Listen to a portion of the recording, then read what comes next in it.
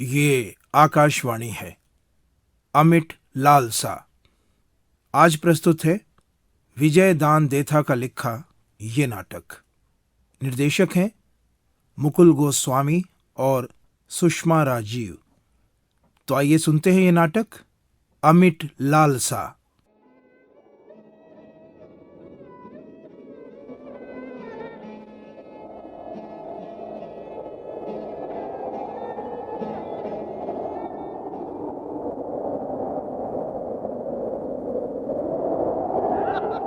प्रणाम बाबा।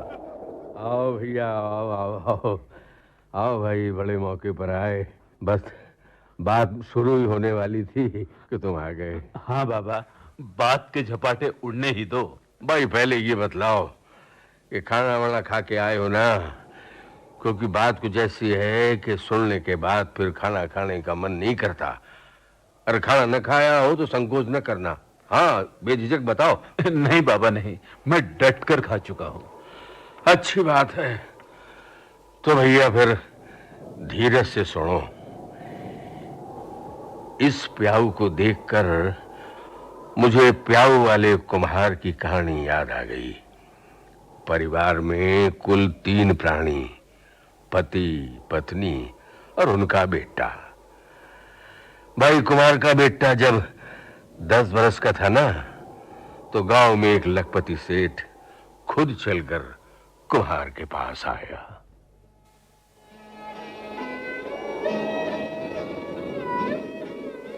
भाई, एक बात उलझ गई है। तू चाहे तो सुलझा सकता है।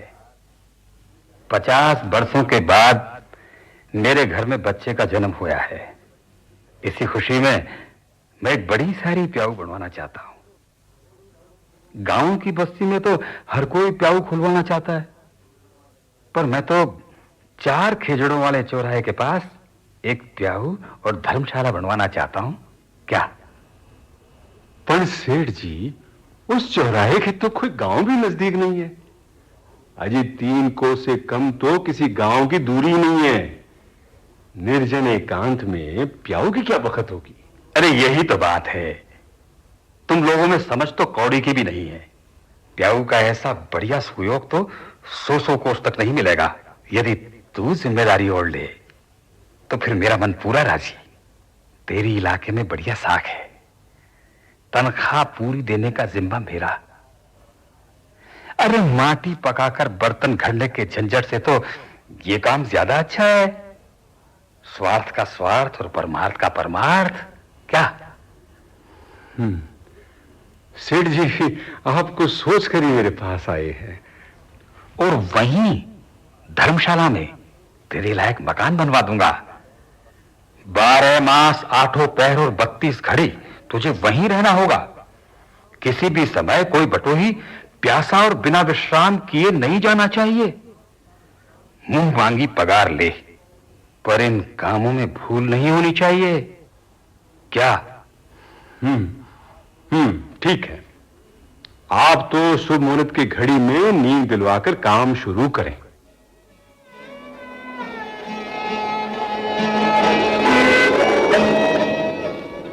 भैया नींव के साथ ही सारा काम जो है वो धड़ल्ले से शुरू हो गया। और कुछ ही दिनों में प्याऊ, धर्मशाला और कुम्हार का मकान बनकर तैयार हो गया। कुमार ने घर बार सहित वहीं पे डेरा जमा लिया।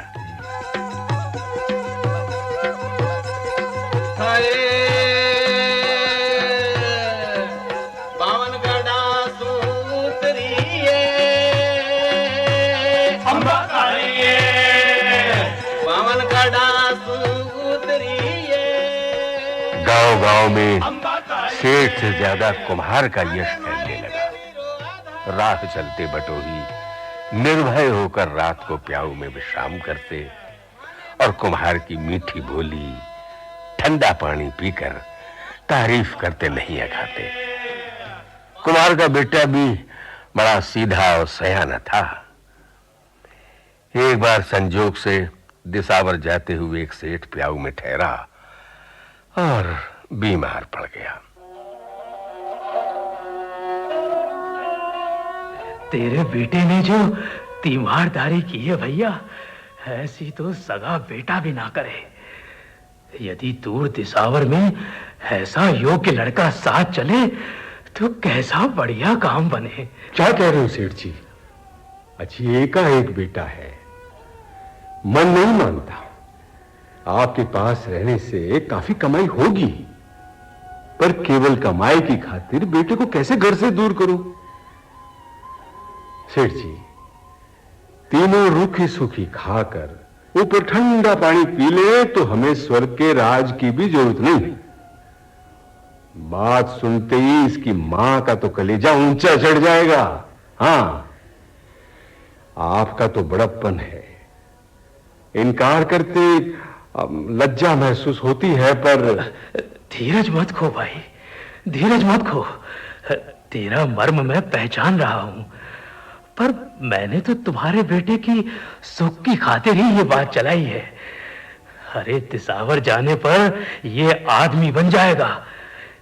हीरे की कीमत तो जमीन से निकलने के बाद ही होती है, और यहां तो ये गंवार का गंवार ही बना रहेगा। अरे बनिए के सिर पर कौन सा तुर्रा होता है? तुम लोग भी व्यापार करोगे तो तुम्हारे घर भी लक्ष्मी का बढ़ावा होगा। मेरे साथ व्यापार में इसका थोड़ा बहुत हिस्सा भी रख दूंगा, अलग दुकान लगवा दूंगा। अरे पगले, ऊंची हवेलियां बनाने में कितनी देर लगे है। अब तुझे ही नफा नुकसान सोचना है। तरबूज को गहरा धूल में गाड़ कर रखे तो तेरी मर्जी। हां सेठ जी, मैं तो जैसे तैसे इसका बिछोह सह लूंगा, पर इसकी मां, अजी उसकी मां का मन तो तुंबी की गिरी से भी ज्यादा कच्चा है। ठीक है, जैसे भी हो उसे मनाने की कोशिश करूंगा। हाँ, उसे मनाने की कोशिश करूंगा।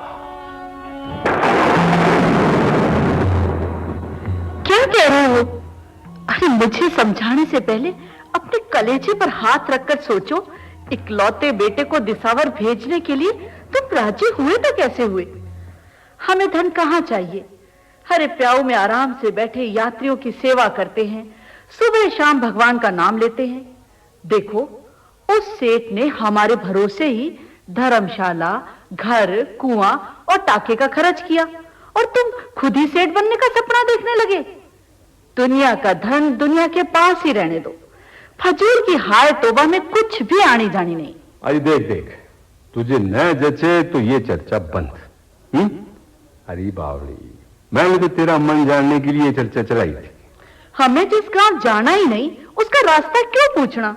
अरे खाली हाथ रोते हुए आए हैं, वापस भी खाली हाथ ही जाना है। फिर समझ में नहीं आता कि तुमने धन इकट्ठा करने के लिए मन क्यों डिगाया। अरे तेरे सुख के खातिर ही कुछ सोच विचार कर स्वीकार किया था। मैं पूछूं उस बात का, तू साफ साफ जवाब देना। क्या तेरी कोख से जन्मे बेटे को तू बड़ा आदमी नहीं देखना चाहती है?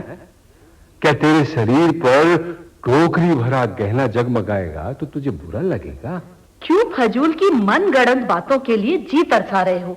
अरे आज सोने के नाम पर एक कण भी नहीं है, और तुम टोकरी भर सोने की बात करते हो। अरे कुम्हार का छोरा सावधानी से ठीक बर्तन बासन घड़ ले, यही बहुत है। फिर इन निजोरी बातों के लिए क्यों मगजमारी करते हो? अरे लालसा बढ़ने पर संताप पैदा हो सो अलग। अरे जैसा काम करेंगे वैसा ही फल मिलेगा। यदि हम प्याऊ में बैठकर पानी ना पिलाएं तो पेट अपने आप ही भर जाएगा, है? अरे थाली में रखी रोटी अपने आप मुंह में नहीं आ जाती, निवाड़ा लेने के बाद भी दांत घिसने पड़ते हैं। सुन, ये सेठ लोग भी लोटा डोर लेकर दिसावर गए थे। आज लाखों की माया है, लाखों की। आज तो वे अपने लड़के के नाम हिस्सा देने को तैयार हैं, पर इन्हें किसने हिस्सा दिया था? अब फिर भी तेरे न जते तो ठीक है। अब मैं औरत जात क्या समझूं? तुम्हारे जचे सो करो। तो मैं सेठ जी को हाँ कह दूं?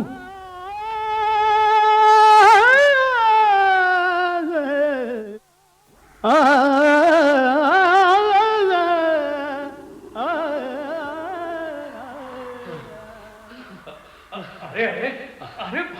आदमी हो, छोरे को छोड़ने के बहाने क्या दिसावर जाने का इरादा है?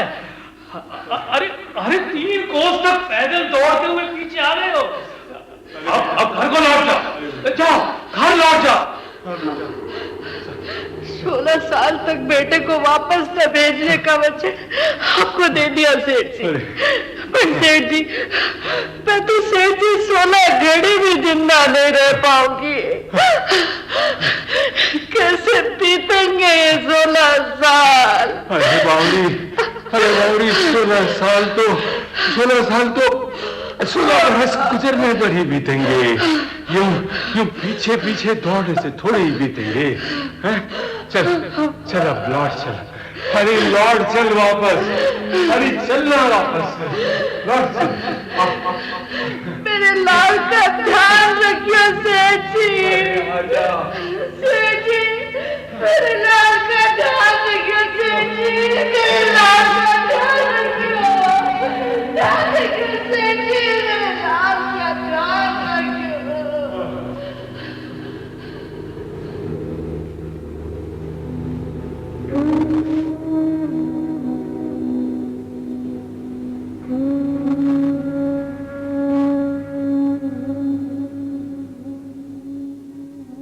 कुम्हारी तो बेटे का नाम ले लेकर सारी रात प्रलाप करती, झिझक कर खड़ी हो जाती। बेटा गाड़ी में बैठकर जिस दिशा में गया उधर एकटक देखती रहती। यूं तो एक एक दिन भारी हो जाएगा। सोने का सूरज उगे जिस दिन बेटे का चेहरा देखो। 15 रातों से करवटें बदल रहे हो। भेजा ही क्यों था उसे? मैं पूछती हूँ क्यों भेजा था? अरे तेरे को यूं रात रात भर खड़े खड़े रास्ता निहारते देखकर कैसे सोऊं? इस तरह रास्ता देखने से लौट थोड़ी आएगा बेटा। सुनो, धन की लालसा के कारण हमने अपने देह से जन्मे बेटे को दूर भेज दिया। यदि ये लालसा ना हो तो कितना सुख है। हाँ, कहीं गड़ा हुआ धन मिल जाए तो बेटे को तुरंत दिसावर जाकर वापस ले आऊं। इस कुएं से पानी के बदले 5-1 टोली सोना निकल जाए तो कैसा बढ़िया रहे। फिर किसी के बेटे को दिसावर नहीं जाने दूं। सो जा सो जा सो जा। सुबह फिर लकड़ियां छांटनी है, सफाई करे भी बहुत दिन हो गए। सो जा।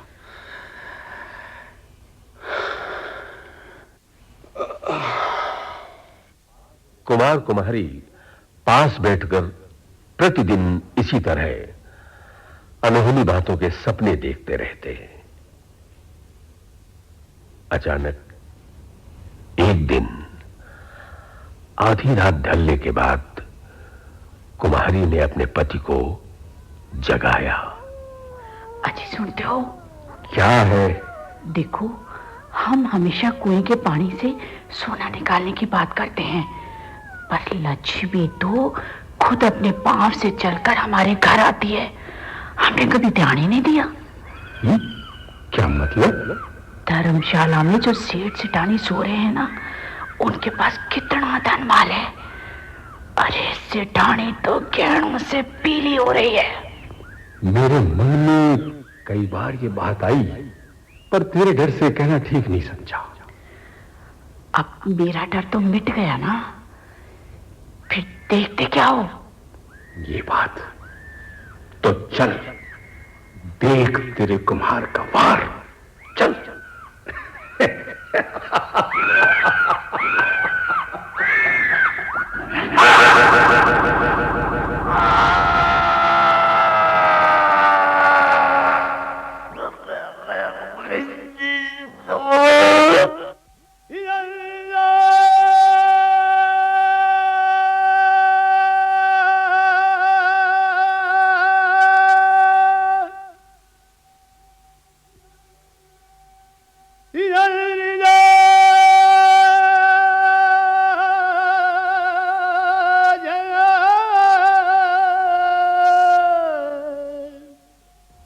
कुछ दिन के बाद दोनों ने न तो कुछ देखा और न कुछ सोचा। जिस मुसाफिर के पास उन्हें धन का कुछ भी वहम होता, वे उसका वहीं खात्मा कर डालते।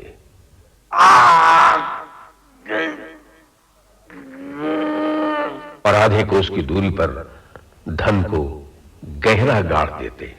लोगों को कभी उस कुम्हार पर शक नहीं हुआ। ज्यों-ज्यों गड्ढे में धन अधिक इकट्ठा होता गया, त्यों-त्यों कुम्हार की बोली अधिक मीठी होती गई। धर्मशाला में जब कभी गायब हुए व्यक्तियों की चर्चा चलती, तो कुम्हार स्वयं बैठकर बेहद आश्चर्य प्रकट करता, खुद आगे होकर बातें शुरू करता। एक दिन कुम्हारी घमंड करती हुई कहने लगी, अजी सुनते हो, इस नाकुछ धन की खातिर बेटे को दिसावर भेजा। 8 साल हो गए, अब तो बेटे को वापस बुला लो। अपने इस धन से हवेलियां बना लेंगे, हरे गहने और श्रृंगार के दिन भी बाद में नहीं रहेंगे। यहाँ खबरदार, खबरदार, ऐसी बात सोचना ही मत। और ये 8 साल तो जैसे तैसे निकालने पड़ेंगे। लोगों को थोड़ी बहुत भी भनक पड़ गई तो बेमौत मारे जाएंगे, समझी? अरे तो बहू को ही बुला लो, सेवा करेगी, काम में मदद करेगी मेरी। अक्कल घास चरने गई है जो बहू को बुला लूं? यदि सपने में भी ये बात दोबारा सोची तो इस धन को दूसरे ही भोगेंगे। औरतों के पेट में पचेगी ये बात। बहू को बुला लो। अरे बेटा जब खूब सारा धन कमा कर लाएगा तो अपना धन उसके साथ जुड़ जाएगा, किसी को भी शक शुबा नहीं होगा। उसके लौटते ही हवेली की नींद दिलवाऊंगा। बहू 2 टोकरी सोना पहनकर झरोखे में बैठेगी, तब जिंदगी सार्थक होगी।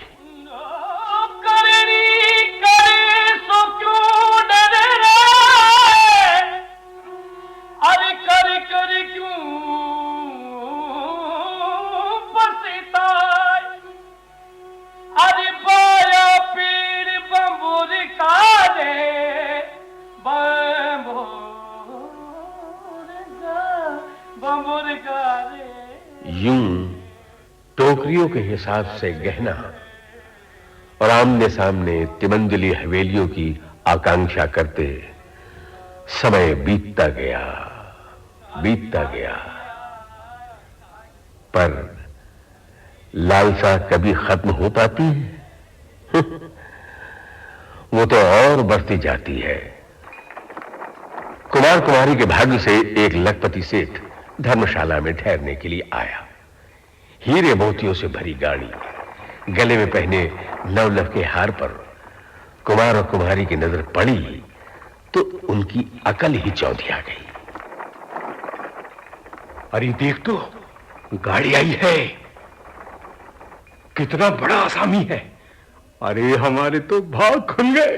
हाँ, गली में नौलखार देखा, कितना चमकदार है। इधर ही आ रहा है वो। आओ आओ सेठ जी, आओ आओ।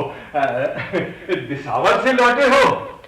हाँ बाबा, गांव पहुंचने से पहले यह पनाह दिखी तो सोचा रात यहीं काट ली जाए। जिस किसी ने भी यह बनवाई है, बड़ा पुण्य का काम किया है बाबा। ठीक कह रहे हो सेठ जी। पंछी को छाया, पथिक को विश्राम, वो प्यासे को पानी और भूखे को रोटी, ये बड़े पुण्य के काम हैं। तुम यहां अकेले रहते हो बाबा? टाबर नहीं दिख रहे। ये लुगाई है ना साहब, हूं और हुड़िए की मां काफी है। 2 जून की रोटी आप जैसे दाताओं की मेहरबानी से मिल जाती है। सेठ ने रहने को कोठरी दे दी है, और मिनक को क्या चाहिए सेठ जी? सेठ जी, ठंडक काफी पड़ रही है, ओढ़ने बिछाने की कमी हो तो कुछ लाऊं? नहीं मासा, मेरे पास सभी सरंजाम है। तुम्हें चिंता करने की कोई जरूरत नहीं। मैं सोता हूं, अब तुम जाओ। और ये कहकर सेठ धर्मशाला में सो गया। कोई 2 घड़ी के बाद कुम्हार ने धर्मशाला में जाकर धीमे से आवाज दी। सेठ जी, सेठ जी, अनजान जगह पर नींद आई या नहीं? सेठ जी, सो गया लगता है। अरे सुन, सो गया लगता है। चले? हाँ? चल।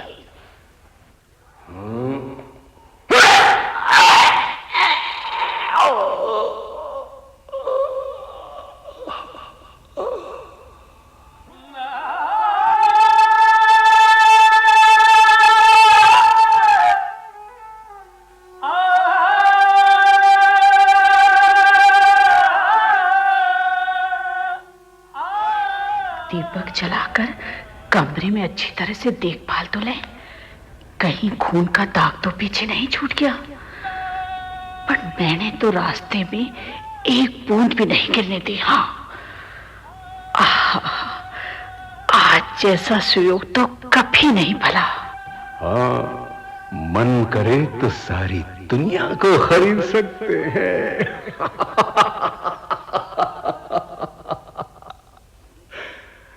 सूरज के उगने पर जिस तरह अंधेरा लोप हो जाता है, उसी तरह कुम्हार और कुम्हारी के मन से दिन के उजाले के साथ ही रात वाला कांड लोप हो गया। उठो जी, जल्दी उठो। देखो, साफ सफाई सब मैंने कर दी। तुम हाथ मुंह धो लो, टीले पे चढ़कर बेटे की प्रतीक्षा करेंगे। अरे हाथ मुंह धुले धुलाए हैं, अब तो बेटे के हाथ से ही पानी लेकर ही हाथ मुंह धोऊंगा। चल। बहू जब चरण दबाएगी तो कैसी सुख की नींद आएगी। इन 16 वर्षों में चैन की नींद तो सोए नहीं जी। अरे उधर तो देख, वो कौन औरत आ रही है? अरे अरे, तो अपनी बहू है। अरे बहू, तू अकस्मात कैसे चली आई? बधाई की 5 मोहरे दो तो बताओ। लो देखो, मैंने तुम्हें पहले ही नहीं कह दिया था? हरी पगली, बधाई की 5 मोहरे ही क्या मांगी, 1000 मांगती तो क्या कम थी? हरी, बधाई के लोभ में पति को छिपाकर पहले यहाँ दौड़कर चली आई, इससे अच्छी बात। पर अब जल्दी से उसकी सूरत बताए तो बात कर। देख, हमसे तो अब एक पल की भी सब्र नहीं हो सकती रे। उनकी सूरत तो आप कल शाम से ही देख रहे हैं। अभी तक सूरत देखकर मन नहीं भरा क्या? मुझे तो कहा था सुबह उठते ही सारा भेद खोल देंगे। क्या अभी तक उन्होंने आपको भेद नहीं बताया? भेद? अरे किस बात का भेद लक्ष्मी? साफ साफ बताइयो, पहलियां क्यों बुझा रही है? हमारे पास तो वो अभी आया ही नहीं। अरे वे तो कल शाम से ही यही हैं। पर आपने पहचाना नहीं। हीरे मोतियों की गाड़ी लेकर आए वही तो थे। क्या क्या कहा तूने? कलशों के हिसाब से हीरे मोती लाए, पर मुझे तो नक में पिरोने के लिए एक भी नहीं दिया। कहने लगे सबसे पहले माँ बाप को बता दूं, आखिर सब माल भत्ता तेरा ही तो है। मैंने कहा पहले दौड़कर बधाई दे आओ, तो मना कर दिया। बोले नहीं, मैं देखूंगा 16 बरस बाद वे मुझे पहचानते हैं कि नहीं। सारी रात नहीं बताऊंगा कि मैं उनका बेटा हूँ। सेठ बना रहूंगा, सवेरे भेद प्रकट करूंगा तो माँ बापू का चेहरा देखने लायक होगा। कमाल है, मैं तो उन्हें कल शाम देखते ही पहचान गई, और आप पूरी रात नहीं पहचान पाए। ये भी समझ में नहीं आया कि उन्होंने सुबह तक भेद क्यों नहीं बताया। क्या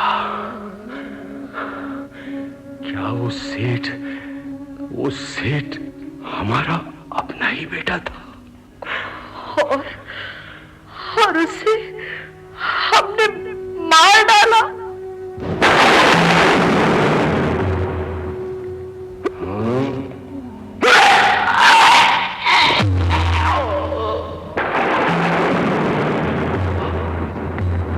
तुम यहाँ अकेले रहते हो बाबा?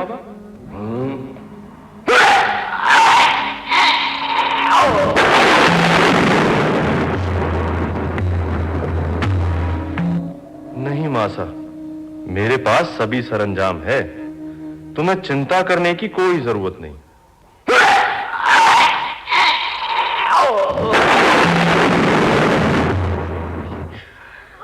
नहीं नहीं नहीं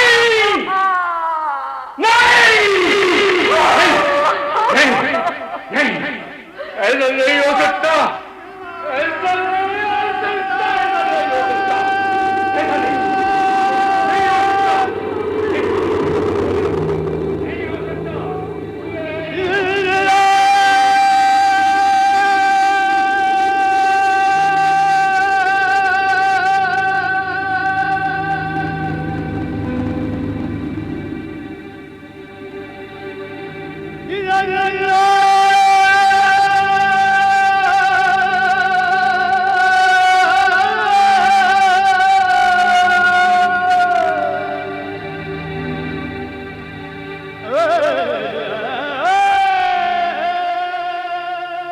भाई लोगों, मेरा मन तो अजीब है। अरे इस घटना को सुनाकर मैं जोरों से हंसना चाहता हूं। शायद मेरे भीतर आंसू की आखिरी बूंद तक सूख गई मालूम होती है। बस अब आप लोगों से मेरी यही विनती है कि मेहरबानी करके आप सभी अपने मुंह से लोगों के कानों तक इसे निरंतर आगे पहुंचाते रहिए। हाँ, निरंतर आगे पहुंचाते रहिए, आगे पहुंचाते रहिए।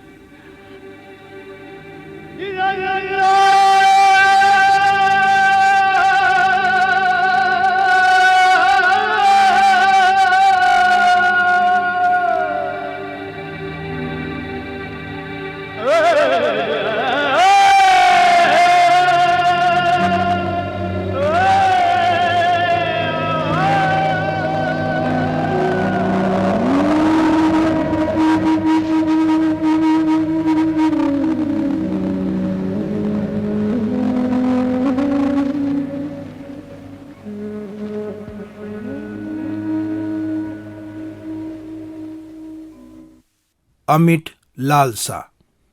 अभी आप विजय दान देथा का लिखा ये नाटक सुन रहे थे। निर्देशक थे मुकुल गोस्वामी और सुषमा राजीव। ध्वनि संयोजन राकेश जैन का था। नाटक में भाग लेने वाले कलाकार थे नंदलाल शर्मा, मंजुल मुकुल, वासुदेव भट्ट, वाईपी सिंह, मुकुल डांगी, आलोक भट्ट, धीरज शर्मा, दीपक माथुर, NB कुलश्रेष्ठ, राजेंद्र शर्मा, विनोद भट्ट, अरुण किम्मतकर, सुभाष राजीव और रेखा कतोत्रा। केंद्रीय नाटक एकांश के लिए आकाशवाणी जयपुर द्वारा तैयार किए गए इस नाटक को आकाशवाणी के दिल्ली केंद्र से प्रसारित किया